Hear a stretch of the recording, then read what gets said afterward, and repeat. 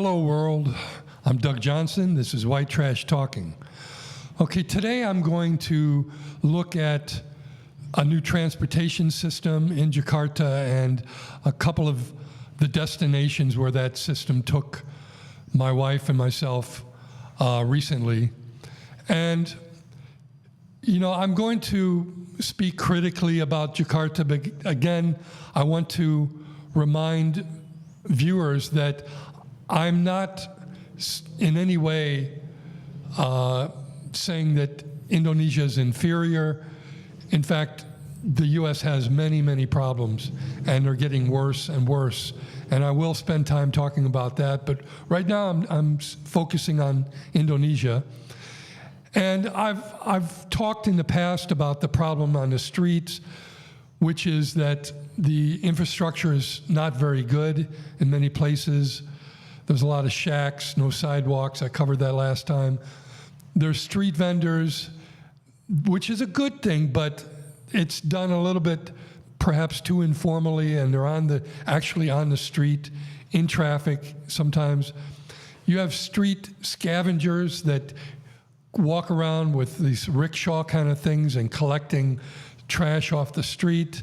You have beggars wearing clown outfits. And they don't think of themselves as beggars, but they are. They pretend like they're entertaining you for money, but they're not entertaining you. They're just asking for money. And then you have people dumping garbage in their neighbor's yard, on the street, everywhere. There's garbage everywhere and rats. And the traffic is choking. And it takes you hours sometimes to get from one place to another. Motorcycles everywhere, chaos. Pollution, filth. This is street life in Jakarta. It's not very pleasant. But what I'm going to talk about today is how people with money can rise above that and live in a bubble and not engage on that level or minimize their engagement on that level. It's both a good thing and a bad thing. It's good in that, you know, you can live with a more comfortable life, but it's bad in that it's separating people. And the people with no money can never enjoy these luxuries. So let me just show you what I'm talking about. So 10 years ago, actually about 13 or 14 years ago, when I moved here, when I came here for the first time rather, the train system was like this. And you see people riding on the train, on top of the train, hanging out the door. These people hanging on and on the top, they didn't pay to get there. They're just freeloaders. And it's just chaotic. There's no turnstiles, no controls. Here's another picture of that. Okay, so it was very unsafe. It's very uncomfortable. If you did pay for a ticket and you got inside, you would be crushed inside. And I did that with back then, my fiancée, now my wife. I did that. We got inside and got crushed. Okay, so now there's an updated system. It's called the MRT. So before we get into the MRT, I should add that the train system has been updated. The subway, the train station has been fitted with turnstiles and proper doors have been put on the trains. They're more comfortable now, they're more regulated, so that they no longer have people riding on the top and so on. That's good. But they also built what's called the Mass Rapid Transit, the MRT, and my wife and I took that, so I want to show that now. Here we are in the MRT.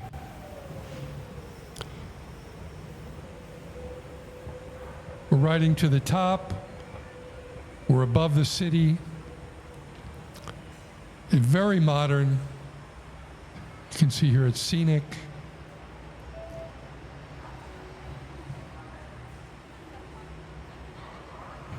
Here's a train, which is not ours.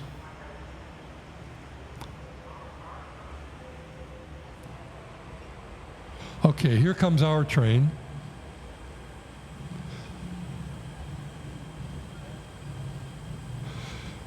This is about 5 years old, maybe six years old. Built with the help of Japan, by the way. And I have never seen anything like this in the US. This is really remarkable.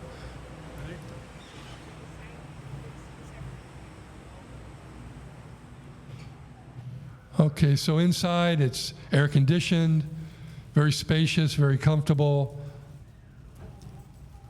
organized. Okay, so you see this scenery here? Show a little bit of it.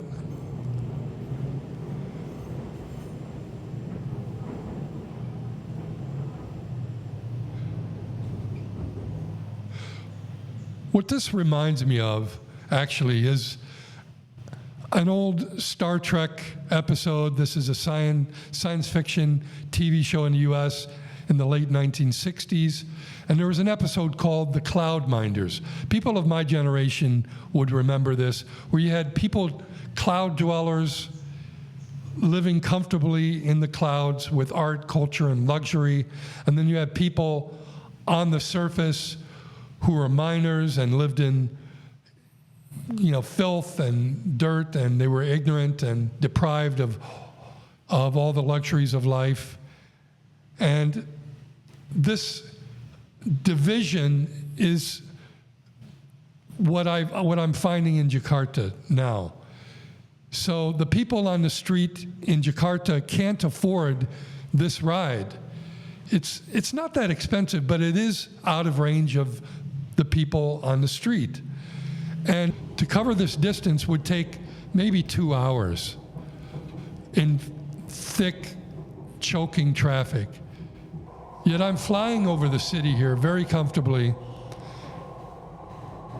away from all the dirt and all the filth, all the problems on the street.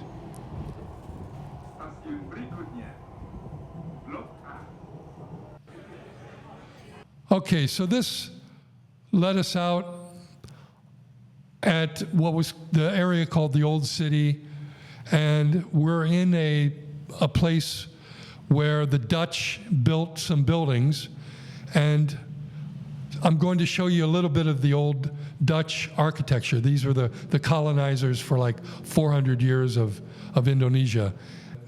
Okay, so we're having lunch in this old Dutch building. You see the high ceilings, the elongated windows, a lot of woodwork.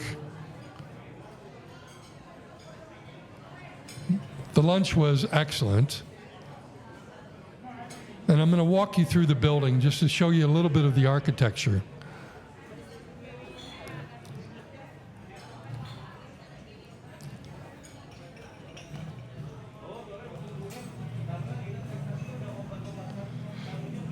Again, the prices here are, by US standards, not that expensive, but out of range of the people on the street. The middle class and upper class can come here, but the average person in Indonesia cannot. So I'm heading downstairs, and I'm going to go outside, and then you'll see what we have out there.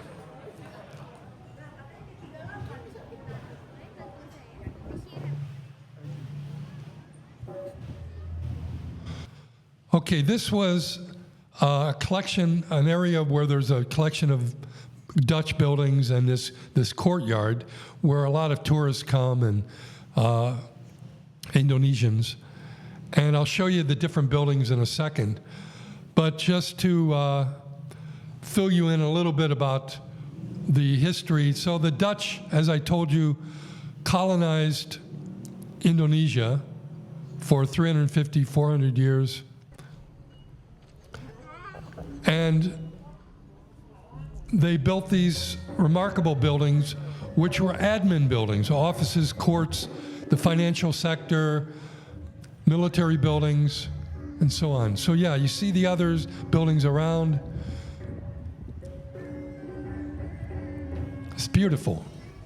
Here we are in the street. We're going back to the MRT, which is right down the road. And people are standing in line to get soft ice cream. Do you want to go in? Too crowded.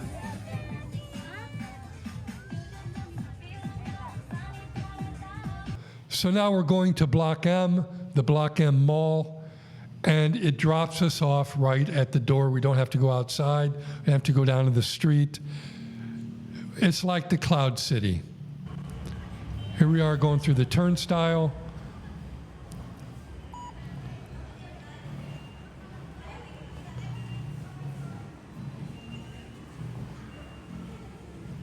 And it takes us to Block M Plaza, which is a big mall, very modern, clean, temperature controlled, of course.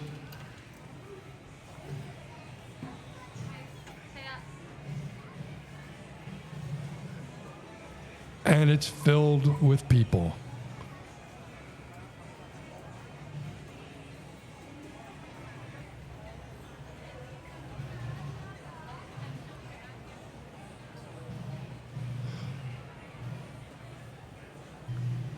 Okay, so now we're going to head downstairs.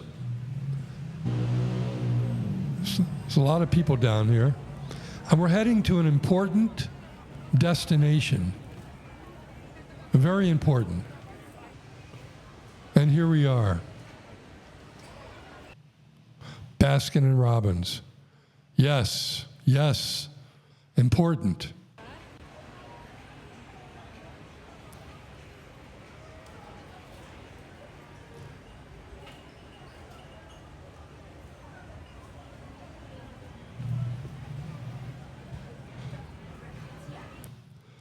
But I have to say that I was disappointed in the ice cream.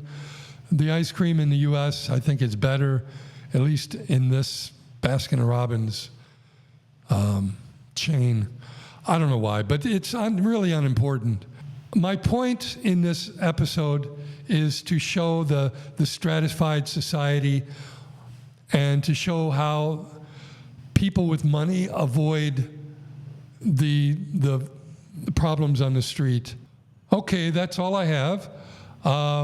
Again, I just wanted to touch on issues relating to Indonesia. I do that once in a while. I will cover topics from all over the world. And if you like this, please give it a like, please subscribe, and I hope to see you next week. Thank you very much.